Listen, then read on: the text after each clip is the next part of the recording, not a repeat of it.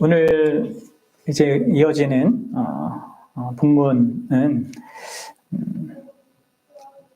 바로 앞선 내용인 복임 사건의 그 내용과 이어지는 내용으로 우리가 기대를 하게 됩니다. 그런데 우리가 읽으면서 여러분들이 느꼈겠지만 갑자기 본문의 내용이 다시 과거의 내용을 말하고 있습니다.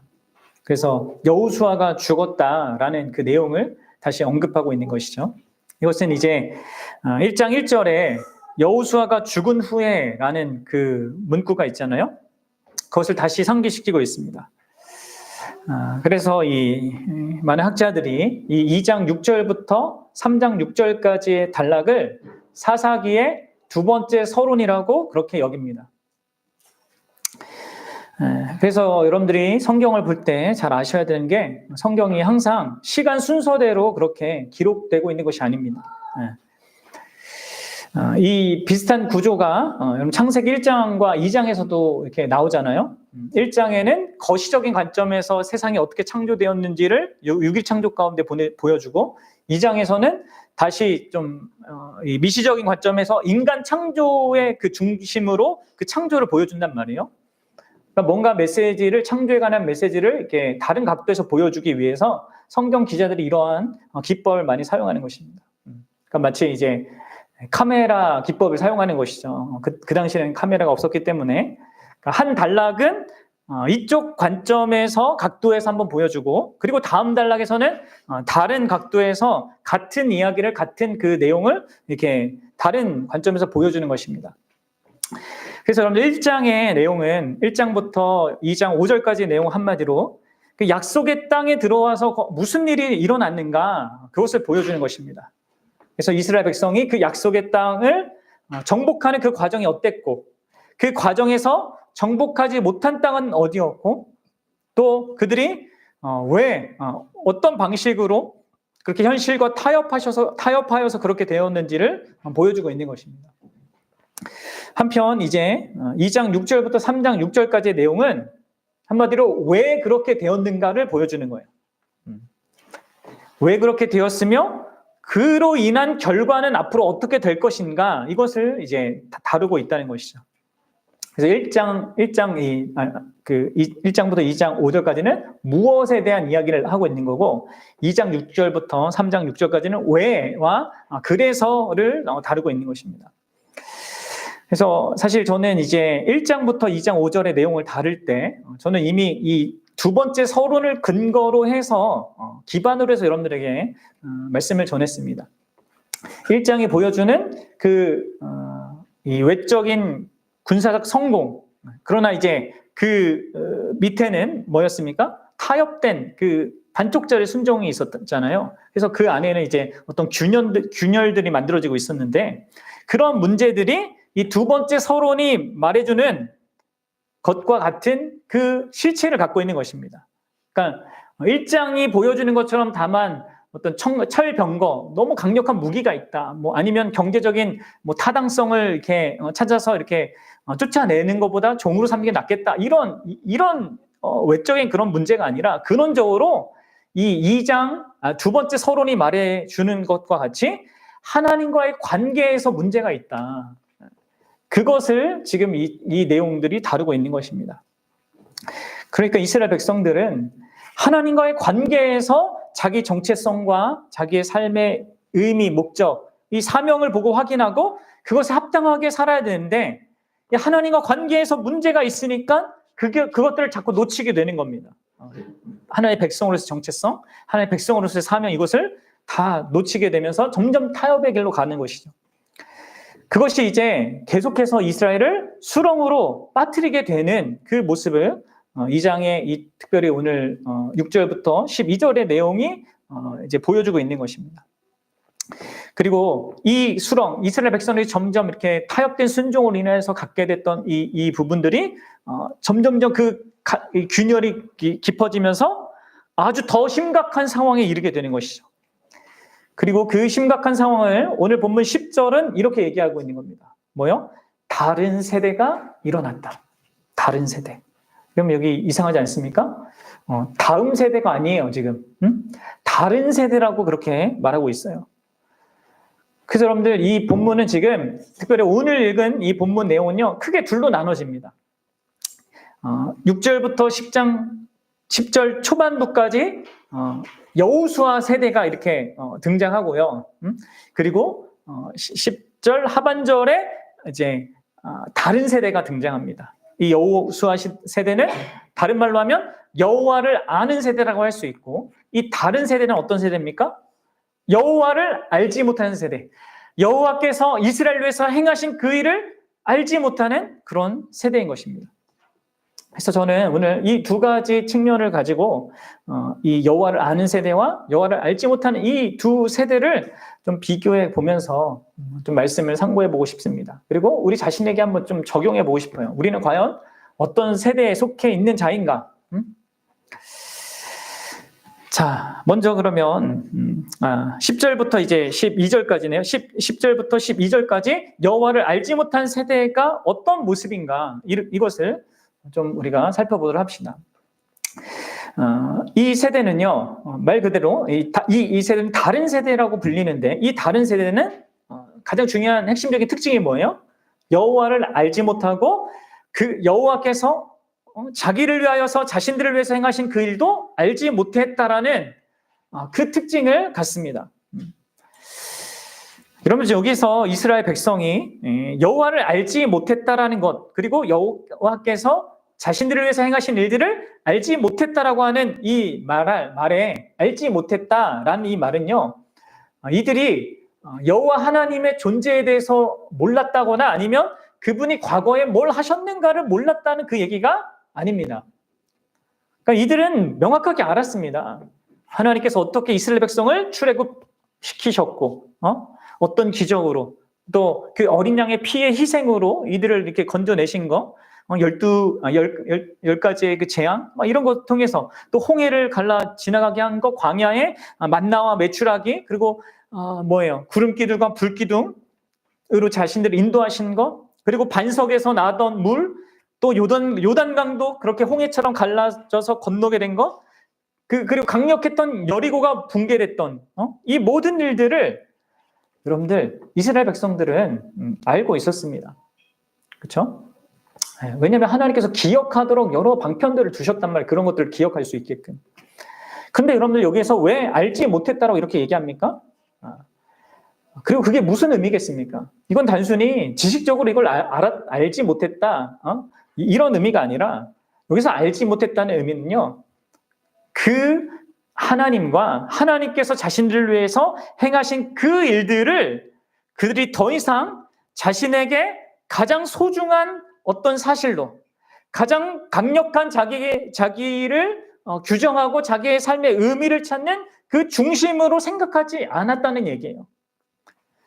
다시 말해서 하나님의 존재와 하나님이 하신 일을 근거로 자기 정체성을 갖고 자기가 삶을 살아야 될 그 이유를 찾고 또 자기가 왜 무엇을 하며 살아야 되는지에 대한 자기 사명 의식을 갖는 것에 그 중심으로 삼지 않았다는 의미입니다.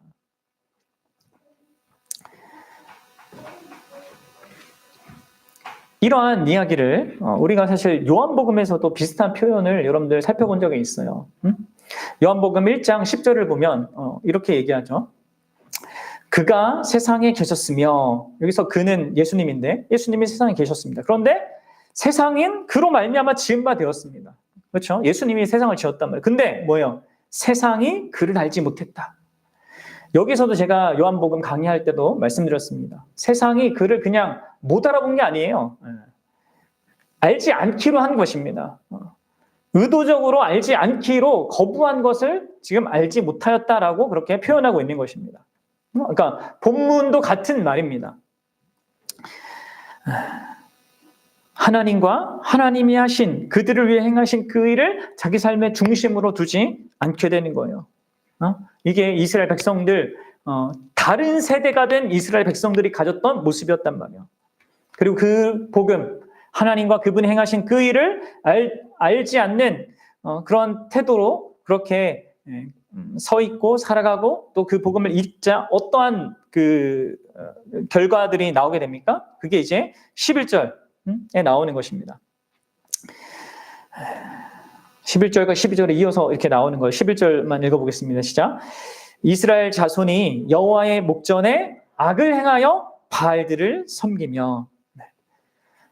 그러니까 자연스럽게 이렇게 이어지는 것입니다. 하나님 앞에서 악을 행하며 바알들을 섬기는. 여기서 악을 행하며 바알들을 섬겼다는 것은 같은 의미예요. 악을 행하는 것이 곧 바알들을 섬기는 것이라는 의미입니다. 그러니까 여러분들 아셔야 돼요. 여기서 성경이 말하는 악은 이렇게 단순히 어떤 규정을 위반하거나 법을 어기는 것 아니면 혹은 모르고 저지르는 그 잘못을 의미하는 게 아닙니다. 그런 것들도 내포하지만 더 핵심적으로 이 악의 의미는요. 하나님 보실 때 악이라고 생각하는 것은요. 그것은 이 약속을 어기는 겁니다. 그들이 위반하지 않기로 한 그래서 특별하게 하나님과 약속한 그것을 고의적으로 위반하는 것입니다. 그것을 악이라고 지금 말하고 있는 거예요. 그들은 하나님과 약속을 했었죠. 그리고 그 약속은 우리가 지난 시간 살핀 본문에서 확인했습니다. 2장 1절과 2절을 보면 이렇게 얘기하잖아요. 여호와의 사자가 길갈에서부터 복임으로 올라와 말하되 내가 너희를 애굽에서 올라가게 하여 내가 너희 조상들에게 맹세한 땅으로 들어가게 하였으며 내가 이르기를 내가 너희와 함께한 언약을 영원히 어기지 아니하리니. 너희도 이렇게 해라. 2절에서 너희는 이 땅의 주민과 언약을 맺지 말며 그들의 제단들을 헐라하였거늘 너희가 내 목소리를 듣지 아니하였으니 어찌하여 그리하였느냐. 여러분들 하나님이 악하다고 여기시는 것이 바로 이것이죠. 뭐요? 언약을 어기는 거예요. 언약의 말씀을 지키지 않고 버리는 거, 깨트리는 거, 이것을 악이라고 말하고 있는 것입니다. 그리고 그 악은 또 다른 측면이 있는데 바로 그 하나님의 언약을 어기고 하나님께로부터 돌아서서 하나님이 아닌 다른 것들을 신으로 삼고 살아가는 것입니다. 바알들을 섬겼다라고 말하고 있잖아요. 그것이 악이라는 것이죠. 여기서 여러분들 바알이라는 이 신의 이름이요. 그 이름 용어의 뜻이 주님이란 뜻이에요. 그러니까 지금 이 다른 세대는 진정한 주님, 온 우주의 주님, 내 인생의 주인이신 그 하나님을 버리고 그 대신 보잘것없는 이 세상의 작은 무엇을 자기의 주인으로 삼고 섬긴 것입니다.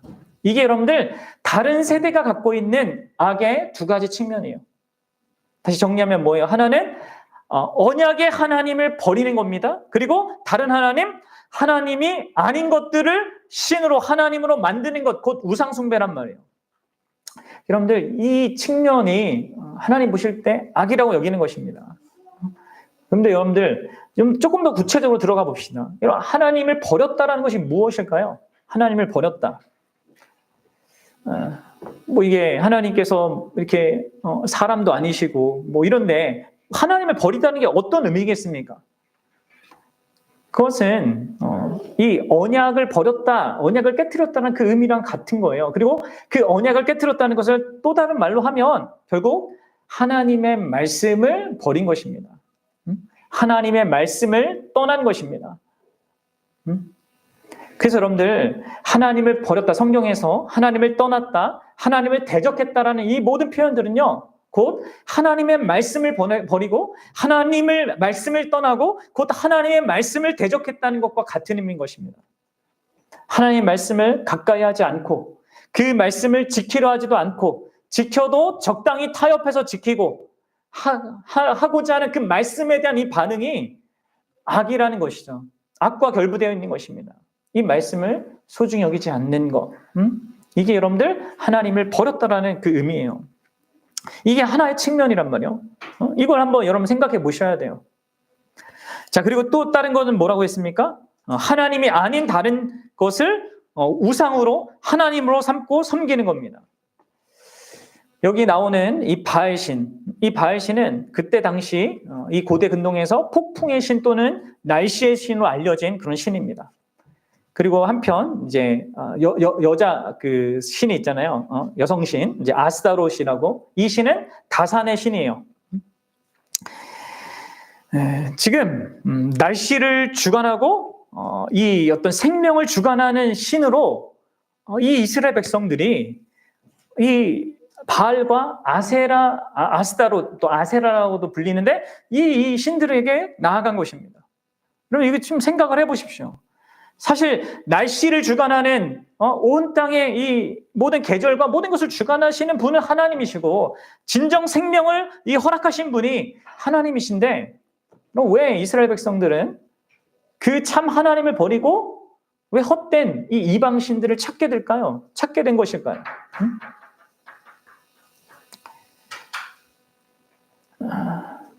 그러면 가장 큰 이유 중에 하나가 뭔지 압니까? 그것은 이것 때문에 그렇습니다.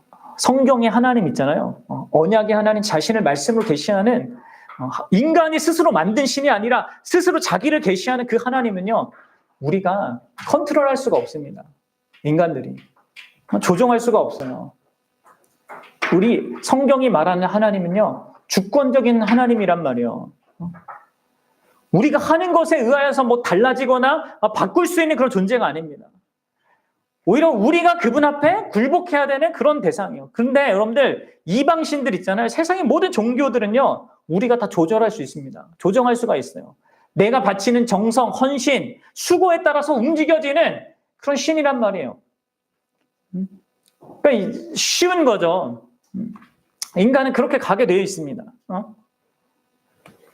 하나님을 하나님으로 보고 대면하고 알고 인정하지 않는 자들은 다른 무엇을 추구하게 된대? 자기가 쉬운 그것들 만들어서 섬긴단 말이에요. 그리고 이러면 그렇게 하는 궁극적인 근원적인 이유는 뭡니까? 그것은 다만 무엇이 자신의 현재적인 생존에 도움이 되고 필요가 되는가? 이것만 생각하는 겁니다. 여러분들 이게 우리가 진지하게 생각해 봐야 될 내용입니다. 이 다음 세대는요. 다만 현실적으로 우리가 흔히 얘기하는 현실은 다르다 맨날 하는 그 현실에 생존에 도움이 되고 필요한 게 뭐냐. 그걸 생각해 봤을 때 여호와 하나님을 따라가는 것보다 이 신들을 이방 주변의 모든 이 가나안 족속들이 믿는 신들을 그냥 추구하는 게 더 막 짜릿도하고 이게 이 신들을 추구할 때 여러분들 이게 막 성적인 문란함도 다 이렇게 있고 막 한 그런 거거든요.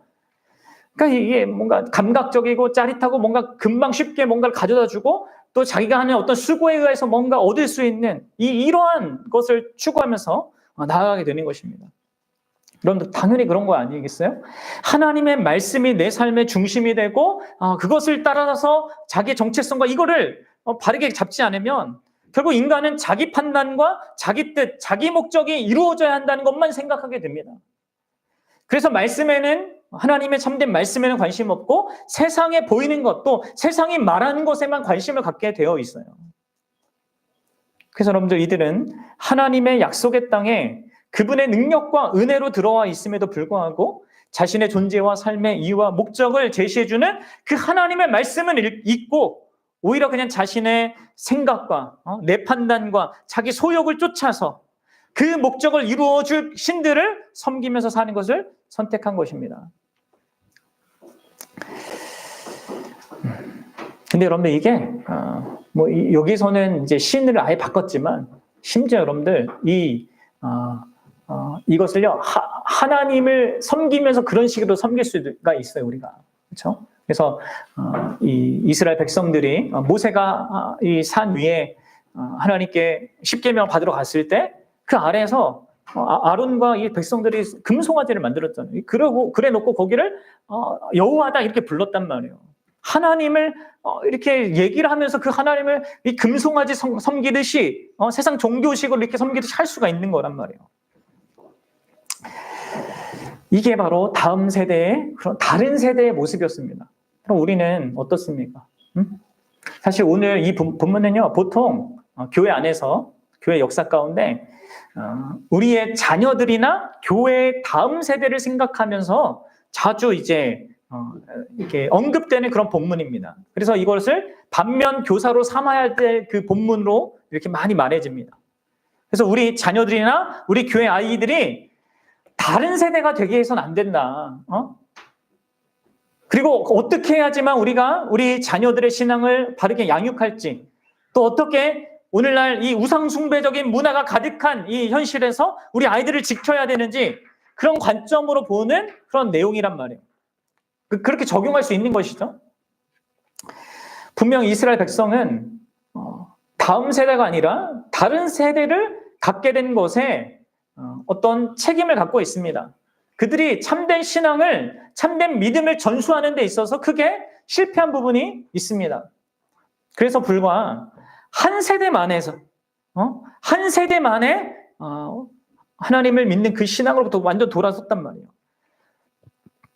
사실 이들의 다른 세대의 부모들은 그래도 어느 정도 순종을 하는, 또 헌신하는 이게 있었습니다. 그래서 여러분 7절이 말하는 것처럼 하나님을 섬겼어요. 부족한 것들이 있었지만 이렇게 조금 타협도 하고 막 그렇게 했지만 그래도 하나님을 알고 믿고 섬겼단 말이에요. 그런데 어떻게 돼요? 그 다음 세대인 다른 세대는 여호와 대신 아예 다른 주인들을 섬깁니다. 여러분들 이게 누구의 책임일까요? 누구의 책임일까요? 한 세대가 다음 세대에게 믿음을 전수하지 못하고 그 다음 세대가 다른 세대가 되는 것은 누구의 책임일까요? 여러분들 사실 누구를 탓하기가 딱히 어렵습니다. 단순히 그냥 1세대의 문제만도 아니고요. 또 2세대의 문제만도 아니에요. 보통 문제는 양쪽 다 있습니다. 여러분 아셔야 돼요. 근데 기독교 역사를 보면요. 일반적으로 보통은 윗세대가 신앙을 타협적으로 갖고 신앙의 이중적인 그 모습을 갖고 신앙을 삶의 중심으로 두지 않고 교회와 이 세상과 사는 것이 다른 어떤 이런 모습으로 보일 때 그 자녀들은 다른 세대가 되는 경향을 보입니다. 그래서 앞 세대는 뭔가 하나님께 막 헌신을 한단 말이에요. 그런데 그 다음 세대는요, 아주 안일한 그냥 명목상의 그런 크리스찬으로 남는 경우가 많단 말이에요. 그래서 여러분들 이 일들이 역사 가운데서 계속 반복이 됩니다. 1620년대 종교의 자유를 위해서 미국 땅 뉴 아메리카 있잖아요. 그 미국 땅으로 이렇게 처음 건너온 청교도들은요. 아주 강력한 믿음을 소유했고 바로 그 믿음을 지키기 위해서 자기가 살던 그 터전을 버리고 이 새로운 땅으로 왔단 말이에요. 그런데 그 세대가요. 한 세대가 지나서 한 60년대가 1660년대쯤 돼서 어떻게 되는지 아십니까? 그들의 자녀들과 손자들이 대부분 이름만 기독교인이 그런 모습을 갖게 됩니다. 여러분 근데 이게 놀랍게도 우리 한국 교회도 마찬가지예요. 처음 기독교가 한국에 들어왔을 때 우리의 믿음의 선배들은요. 목숨을 걸고 신앙생활을 했단 말이에요. 근데 한두 세대가 흐른 지금 어떻게 됐습니까? 오늘날의 세대는 아니라고 또 세상과 쉽게 타협하는 그런 신앙생활의 모습을 보이고 있어요. 그래서 여러분들 우리 부모들과 우리 교회는요. 이 부분에 있어서 정말 아주 심각하게 받아들이고 우리가 이 부분에 있어서 정말 좀 하나님 앞에 기도하며 또 이 부분을 다루기 위해서 노력해야 됩니다.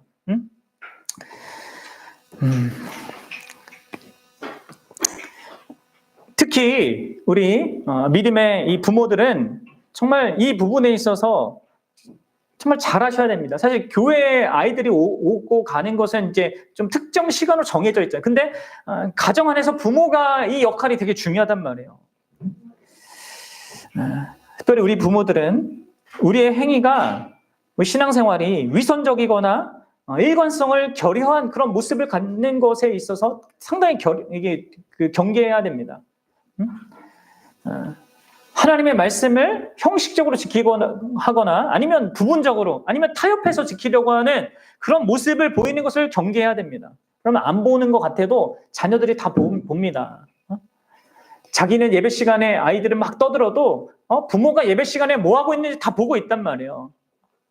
예배 시간을 어떻게 자신의 삶 속에서 준비하는지 또 나와서 어떤 마음과 중심으로 그분을 하나님을 바라보는지 이걸 다 본단 말이에요.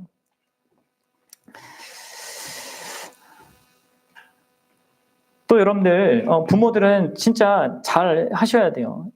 하나님의 이 말씀, 특별히 이 말씀이 진짜 추상적인 게 아니라 자신의 삶의 실제적인 거고 자기의 삶에 상당히 적용 가능한 어떤 그런 내용이라는 것을 자녀들에게 이렇게 잘 알려줘야 됩니다.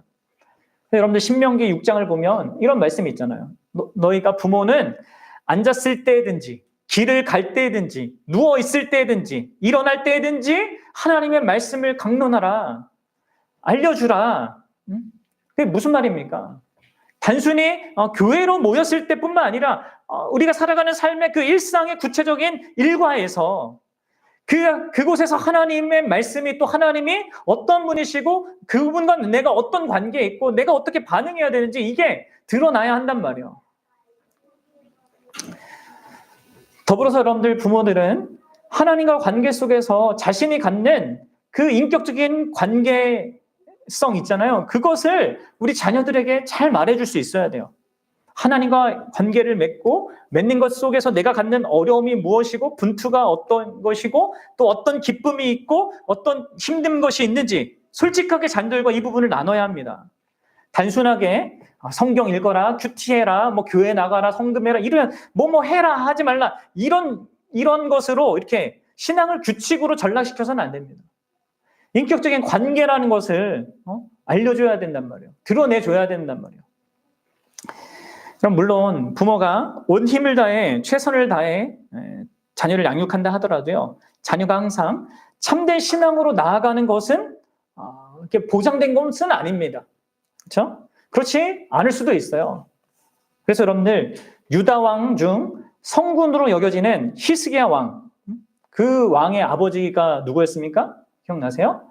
네, 아하스 왕이었단 말이에요. 그 아하스 왕은 유다의 왕들 중에 가장 악한 왕 중에 하나예요. 우상 숭배를 막 사람들에게 부추겼고 심지어 자신의 또 다른 아들을 불태워서 우상에게 바치는 일까지 했단 말이에요. 그런데 그 왕 밑에 아주 좋은 훌륭한 히스기야라는 왕이 일어나지 않습니까? 근데 여러분 또 한편 어떻게 돼요? 히스기야 왕의 아들은 또 누군지 아십니까? 므낫세예요, 므낫세. 네? 이 므낫세는 유다 왕들 가운데 가장 악한 왕이 되었습니다. 그래서 유다가 결정적으로 망하는데 최고의 공을 세운 그런 왕이 되었죠. 그러니까 이게 여러분들 이 신앙이 뭐 천편일률적으로 내가 뭐 이걸 하면 이게 되고 이런 법칙이 아닌 것입니다. 다만 우리가 해야 될 것은 우리에게 주어진 그 역할을 하나님 앞에서 충성을 다해 하는 겁니다. 그리고 그 결과는 하나님께 맡기는 거죠. 그래서 이런 부분들을 좀 우리가 생각해 보고 적용해 볼 수 있을 것 같아요. 근데 여러분들 아셔야 될 것은 뭡니까? 여호와를 알지 못하는 세대의 모습이 어떠한 건지 이것을 좀 생각하면서 이제 그것과 비교하여서 여호와를 아는 세대는 어떤 세대인가? 이것을 좀 생각해 봅시다. 그 내용이 이제 6절부터 10절에 나온 그런 10절 상반절까지 나온 모습입니다. 여기서 이 여호와를 아는 세대의 중심에는 사실 누가 있습니까? 계속 반복해서 등장하는 한 사람이 있어요. 그것은 바로 여호와의 종으로 불리는 여호수아입니다. 그렇죠? 여러분 구약 성경에서 여호와의 종으로 불리는 인물은요. 실제적으로는 딱 3명이 있습니다. 한 명은 여호수아의 전임자였던 모세이고 그 다음이 여호수아이고 그리고 이후에 왕으로 등장하는 다윗 왕입니다. 이 세 사람만 여호와의 종으로 이렇게 꾸며서 이렇게 그 이름 앞에 꾸며서 이렇게 나오는 사람이에요. 그리고 여기에 더해서 이사야 선지서에서 한 명이 또 등장하는데 그 여호와의 종은 앞으로 미래에 등장할 메시아적 인물에게 적용되는 그 호칭이거든요. 이렇게 구약에서는 4사람에게만 이렇게 적용이 된단 말이에요. 근데 여기 이제 여호와의 종인 이 여호수아의 지도 아래서 또 그 여호수아의 영향력을 받은 장로들이 생존하는 동안에 이 세대는 어떠했다는 것입니까? 바로 하나님을 알았다는 거예요. 이 여호수아의 영향력이 이렇게 미친 이 장로들이 생존하는 그 동안에는 이 여호와를 아는 세대들은 이 여호와를 알고 여호와께서 이스라엘을 위해서 행하신 그 모든 큰 일들을 아는 자들이었다는 거예요. 여러분 보십시오. 여기서 이들은 이 일, 여호와께서 하신 그 일을 뭘로 보고 있습니까? 큰 일로 보고 있어요. 큰 일. 이게 무슨 의미겠습니까? 여호와를 알지 못하는 그 세대는 이 하나님을 아는 일을 아주 작은 일로 별것 아닌 걸로 그냥 지식적으로 알고 있었지만, 여호와를 아는 세대는 뭐예요? 하나님이 하신 그 일을 자기의 삶의 가장 큰 일로 보았다는 거예요. 그래서 그 큰 일들이 자기의 정체성과 자기의 삶과 자기의 삶의 그런 의미와 같이 그 모든 것들을 규정하고 자기의 삶의 어떤 사명까지도 규정하는, 그래서 이들은 다른 신들이 아니라 여호와를 섬겼습니다.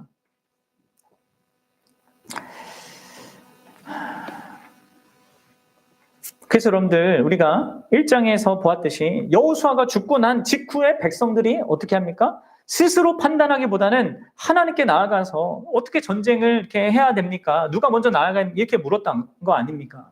그렇죠? 물론 이제 이러한 중심을 점점점 잃어갑니다. 갈수록. 그러나 이 여호수아가 살았고 여호수아의 그 영향력을 받았던 그 장로들이 살았을 동안에는 하나님을 이들이 섬겼단 말이에요. 이 하나님이 하신 일을 큰 일로 보고 그를 섬겼단 말이에요. 이게 바로 여호와를 아는 세대의 모습입니다. 그리고 그렇게 여호와를 아는 자, 여호와께서 우리를 위해서 행하신 그 일을 크게 보는 자, 이들은 자신에게 주어진 하늘의 사명을 쫓아서 삽니다. 그래서 6절이 말하듯이 그들은 각기 그들의 기업을 얻기 위해서 땅을 차지하라는 그 명령을 순종합니다. 다른 개인적인 목적을 위해서 사는 것이 아니라 하나님이 명령하신 그것을 위해서 산단 말이에요. 그러니까 7절이 말하듯이 그게 여러분 여호와를 섬기는 것이죠. 그리고 여러분 여호와를 섬겼단 말은요, 여호와를 버렸다라는 그 말의 정반대의 개념입니다. 그러니까 여러분들 이 여호와를 섬겼다는 게 뭐 하나님께 뭘 바쳤다, 이게 이런 의미가 아니라 하나님의 말씀, 그 언약의 말씀을 소중히 여기고 그 말씀을 지켰다는 얘기죠. 그러니까 정리하면 이렇게 한 것이면 내가 하는 일, 내가 바라는 일, 그것을 내 인생의 큰 일로 본 것이 아니라 하나님과 하나님이 하시는 그 일을 가장 큰 일로 보고 그분이 내게 맡기신 그 사명을 따라서 살고자 하는 것. 무엇보다도 그분과 맺은 그 언약을 소중히 여기면서 말씀을 가까이 하고 기꺼운 마음으로, 긍정적인 마음으로 그렇게 반응하는 그 모습이 여호와를 아는 세대의 모습인 것입니다. 여러분들, 그래서 오늘 우리가 좀 물어봐야 될 게, 우리 스스로에게 물어봐야 할 게 이겁니다. 이게 단순히 우리 자녀들에 대해서 우리가 어떻게 해야 되는가라는 그런 적용의 측면에서가 아니라 혹 내가 지금 다른 세대는 아닌가라는 이 질문이 우리에게 필요하다는 것이죠. 정말 나는 여호와를 진정으로 아는 자인가? 그럼 이것을 신약의 표현을 하면 이렇게 물을 수 있겠죠. 과연 나는 예수 그리스도를 아는 자인가? 과연 나는 예수 그리스도께서 나를 위해서, 우리를 위해서 행하신 그 큰 일을 아는 자인가? 그래서 여러분들 예수님과의 관계 속에서 여러분들 살고 있습니까? 그 예수님이 우리의 삶의 중심입니까? 예수 그리스도께서 주시는 그 정체성과 그분이 주시는 그 사명을 따라서 살고 있냐는 거예요. 그럼 이게 우리가 진짜 물어봐야 되는 거예요. 여러분들은 예수님과 맺은 그 언약, 새 언약을 여러분들 소중히 여깁니까? 그 언약을 지키는 자입니까? 그 언약이 우리에게 요구하는 것을 기꺼이 하는 자입니까? 하길 원하는 자입니까?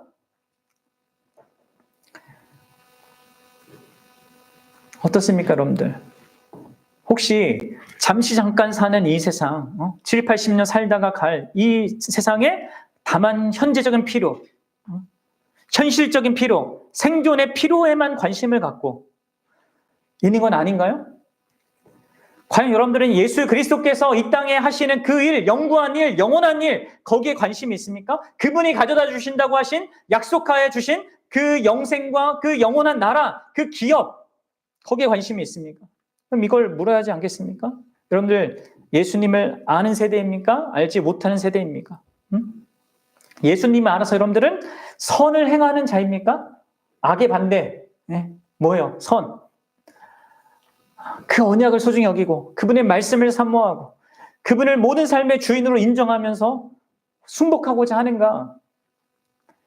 진짜 예수님을 아는 자인가? 진짜 그분을 가장 크게 보고 그분이 일을 가장 크게 보며 그분이 맡기신 그 일을 가장 중요하게 여기며 사는 진정으로 그분을 섬기는 자인가? 아니면 예수님을 믿는다고 하면서 그분이 하신 일, 그분이 하고 계신 그 일, 그것은 잘 안 보이고 내가 하고 있는 일, 내가 바라고 있는 일, 내가 하고 싶은 일을 더 중요하게 생각하면서 그분이 나를 도와줘야 된다고 생각하는 건 아닌지. 그럼 만약에 여러분들 후자라면 그럼 우리는 지금 예수님을 모르는 세대일 수 있어요. 그럼 사사기의 이 저자는 이스라엘의 이 비관적인 역사죠. 비참한 역사죠. 그 사사 시대에 그 비참함이 어떻게 이루어졌는지를 이제 보여주는 것과 동시에 그것과 대조하기 위해서 앞선 과거의 시대, 곧 여호와의 종 여호수아가 살았고 그 영향력이 살아있던 그 시대를 언급하고 있는 것입니다. 그렇죠? 근데 왜 과거를 이렇게 말하고 있는 걸까요? 그러니까 과거를 추억하면서 그리워라는 말이겠습니까? 네, 아닙니다. 그럼 사사기서의 이 저자는요, 결국 그 여호수아도 죽었고 그 영향력도 그리 길지 않았다는 사실을 더불어 밝히고 있습니다. 그러니까 여러분들 이 말은 단순히 과거를 돌아보라는 것이 아닙니다. 오히려 이 사사기서의 이 저자는요, 이 역사적인 상황 속에 있는 자들을 바라보는 우리 독자들에게 하나님이 계획하고 계신 그거, 이 사사기 시대에는 그것이 미래겠죠. 우리에게는 과거인데 그 하나님이 계획하시고 뜻하시는 그것을 바라보라는 것을 우리에게 말하고 있는 것입니다. 왕이 없어 각자 제 소견에 옳은 대로 행하는 이 이스라엘 백성. 그래서 하나님의 약속의 땅을 다 망가뜨리고 결국 쫓겨나는 이스라엘이지만 여러분들 하나님은 바로 자격 없는 그들을 위해 또 그들과 방불한 우리를 위하여서 진정한 여호와의 종 여호수아보다 더 위대한 여호수아 바로 그 여호수아를 참 여호수아를 보내실 그 계획을 갖고 계셨습니다. 그리고 하나님이 원하시는 것은 그것을 바라보는 것이었어요. 그 계획이 이제 사사기의 모든 이 사사들을 통하여서 조금씩 드러나는 겁니다. 그리고 이후에 여호와의 종으로 불린 다윗을 통하여서 좀 더 구체적으로 드러나는 거고 이 다윗도 결국 여호와의 종으로서 합당한 모습이 아니다 이게 드러나잖아요. 증명되잖아요. 그러자 이후에 이사야 선지자를 통하여서 그 메시아적인 종이 와서 이루실 것을 이렇게 예고하게 된 것입니다. 우리 이사야서 49장 1절부터 7절의 말씀을 좀 한번 같이 읽어보도록 하겠습니다.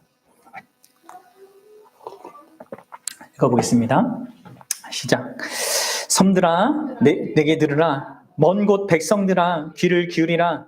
여호와께서 태에서부터 나를 부르셨고 내 어머니의 복중에서부터 내 이름을 기억하셨으며 내 입을 날카로운 칼같이 만드시고 나를 그의 손 그늘에 숨기시며 나를 갈고 닦은 화살로 만드사 그의 화살통에 감추시고 내게 이르시되 너는 나의 종이요 내 영광을 내 속에서 나타낼 이스라엘이라 하셨느니라. 그러나 나는 말하기를 내가 헛되이 수고하였으며 무익하게 공연히 내 힘을 다하였다 하였도다. 참으로 나에 대한 판단이 여호와께 있고 나의 보응이 나의 하나님께 있느니라.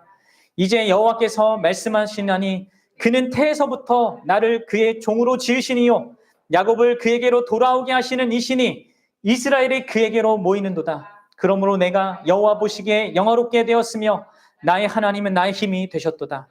그가 이르시되 내가 나의 종이 되어 야곱의 지파들을 일으키며 이스라엘 중에 보존된 자를 돌아오게 할 것은 매우 쉬운 일이라. 내가 너를 또 이방의 빛으로 삼아 나의 구원을 베풀어서 땅끝까지 이르게 하리라. 이스라엘의 구속자, 이스라엘의 거룩하신 여호와께서 사람에게 멸시를 당하는 자, 백성에게 미움을 받는 자, 관원들에게 종이 된 자에게 이같이 이르시되 왕들이 보고 일어서며 고관들이 경배하리니 이는 이스라엘의 거룩하신 이 신실하신 여호와 그가 너를 택하였음이니라. 아멘. 네. 여러분 보십니까? 하나님께서 이스라엘을 새롭게 하시고 이스라엘에게 계속적으로 영향력을 미치는 그 여호와의 종, 죽지 않고 영원히 사는 여호와의 종, 그래서 그 영향력이 영구한 그 종을 세울 것을 계획하신 것입니다. 뜻하신 것이죠. 그리고 그 계획대로 이 메시아적 종으로서 누가 오신 것입니까? 바로 예수 그리스도께서 이 땅에 오신 것입니다. 여호와의 나라의 하나님 나라의 왕이자 여호와의 종으로서 이 땅에 오셨습니다. 그리고 그분은 이 세상 그 어느 누구도 어떤 왕도 할 수 없는 그 일, 곧 죄와 사망과 사탄을 완전히 짓밟아 이기심으로 말미암아 우리 죄인들을 위한 구원의 일을 완전히 이루셨죠. 그리고 그분이 하신 그 구원의 일의 가장 근원적인 것은요, 바로 자기 자신과 우리를 영원히 묶으시는 것입니다. 예수 안에 우리를 있게 하시는 것이죠. 그래서 그 여호와의 종인 그 예수님과 함께 영원히 살며 그분의 영향력 아래 사는 인생, 곧 여호와 하나님을 아는 자, 곧 예수 그리스도를 아는 자로 이 땅을 살게 하는 것입니다. 사랑하는 여러분, 예수 그리스도를 믿는다는 것, 예수 그리스도를 안다는 것은요, 바로 이러한 예수님과 관계 속에 살아가는 것입니다. 여호수아와 이름이 같은 예슈와 그 예수님, 죽지 않으시고 죽음까지 이기신 그분과 함께 살면서 바로 그분이 우리를 위해서 행하신 그 일을 이 세상에서 가장 큰 일로 보면서 그것을 자기의 정체성과 존재의 근거와 삶의 목적으로 살면서 살아가는 그 삶이 그 사람이 예수를 믿는 자고 예수를 아는 자입니다. 그리고 이것은 여러분들 견고한 것이고 흔들리지 않는 것이고 사라지지 않는 거예요. 왜요? 그분은 죽지 않으시잖아요. 영원히 계시잖아요. 여러분들 고린도서 5장 15절에서 이런 말씀을 이제 사도 바울이 하는 거예요. 뭐요? 그가 모든 사람을 대신하여 죽으심은 살아있는 자들로 하여금 다시는 그들 자신을 위해 살지 않고 오직 그들을 대신하여 죽었다가 다시 살아나신 이를 위하여 살게 하려 하심이라. 이게 신자죠. 이게 예수 그리스도를 아는 자이죠. 그리고 이런 실체를 위해서 예수님이 오셨다는 것을 아는 사람은요, 반드시 사도 바울처럼 이렇게 고백하게 되는 겁니다. 갈라디아서 2장 20절에 이렇게 말하죠. 내가 그리스도와 함께 십자가에 못 박혔나니 그런즉 이제는 내가 산 것이 아니요 오직 내 안에 그리스도께서 사신 것이라. 이제 내가 육체 가운데 사는 것은 나를 사랑하사 나를 위하여 자기 자신을 버리신 하나님의 아들을 믿는 믿음 안에 사는 것이라. 그럼 신자의 정체성이잖아요. 예수 그리스도와 그분이 하신 일, 그것을 믿는 믿음 안에서 그분과 함께 살아가는 그 삶, 여러분 어떻습니까? 예수님의 희생과 사랑을 아는 자로 여러분들 살아가고 있습니까? 그것이 여러분들의 정체성 맞습니까? 신자는 그럴 수밖에 없는, 예수님을 아는 자는 그럴 수밖에 없어요. 그리고 여러분들, 마지막으로 여러분들, 그분이 그렇게 우리를 구원하셔서 하시는 그 일이 뭐예요? 그분이 이 땅 가운데 우리를 구원하셔 이루고자 하는 궁극적인 그 일이 뭡니까? 그것은요, 하나님이 하시는 그 일입니다. 아버지께서 일하시니 나도 일한다. 그렇게 말씀하셨습니다. 그 아버지께서 하시는 일이 뭡니까? 우리가 지난, 우리 교회 설립 기념, 주일날 말씀드린 거예요. 뭐예요? 바로 집을 짓는 거예요. 곧 하나님이 거하실 그 처소를 짓는 것입니다. 달리 얘기하면 교회를 세우는 것입니다. 교회. 에베소서 2장 20절, 22절도 같이 읽어봅시다. 너희는 사도들과 선지자들의 터 위에 세우심을 입은 자라. 그리스도 예수께서 친히 모퉁이 돌이 되셨느니라. 그 안에서 건물마다 서로 연결하여 주 안에서 성전이 되어가고 너희도 성령 안에서 하나님이 거하실 처소가 되기 위하여 그리스도 예수 안에서 함께 지어져 가느니라. 아멘. 사랑하는 여러분, 예수 그리스도께서 하시는 그 구원의 일은 우리 모두를 각각 다 연결해서 우리를 벽돌로 만들어서요, 하나님이 거하실 그 처소를 세워가는 것입니다. 세우시는 것입니다. 하나님의 충만한 임재가 있는 그 거룩한 하나님의 나라를 교회를 통하여서 세워가시는 것이죠. 여러분들 우리의 모든 삶의 활동과 하는 일들이 다 여기와 결부가 되어 있어야 되는 것입니다. 나의 정체성도 예수 그리스도와 연결되어야 되고 내가 하는 일의 모든 의미와 가치도 다 이것과 연결되어 있는 것입니다. 연결되어야 하는 것이죠. 여러분들 진짜 예수님을 아는 세대입니까? 여러분 예수님을 안다면 진짜 예수님이 우리 삶의 전부일 수밖에 없습니다. 그분이 하시는 일에 우리가 주목하지 않을 수 없고 또 그분이 하시는 일에 그분이 우리를 부르셨다는 것을 우리가 영광스럽게 생각하지 않을 수 없는 것입니다. 여러분 눈을 들어서 보십시오. 내가 생각하는 큰 일을 그분이 도와주시기를 바라는 그 마음을 버려야 합니다. 내가 원하는 세상의 모든 것들은 헛될 뿐입니다. 그것은 있다가 사라지는 거예요. 하지만 그분이 이 땅에서 오셔서 행하시는 그 일, 이루시고자 하는 그 일은요, 진짜 큰 일이고 가장 위대한 일이고 영원한 일입니다. 그것을 우리가 바라보고 그것을 귀하게 여기고 그 일에 나를 부르셨다는 것을 영광스럽게 생각하고 우리가 교회로 살아야 되고요. 또 참된 교회가 되는 일에 또 하나님의 택한 백성들을 교회로 이끄는 일을 정말 감당해야 합니다. 어떤 결과를 갖느냐 이게 중요한 게 아니라 내가 지금 주어진 그 자리에서 그런 그분을 알고 그분과의 관계 속에서 내 인생을 보고 그분이 주신 그 사명을 충성스럽게 감당하냐 그게 중요한 거겠죠.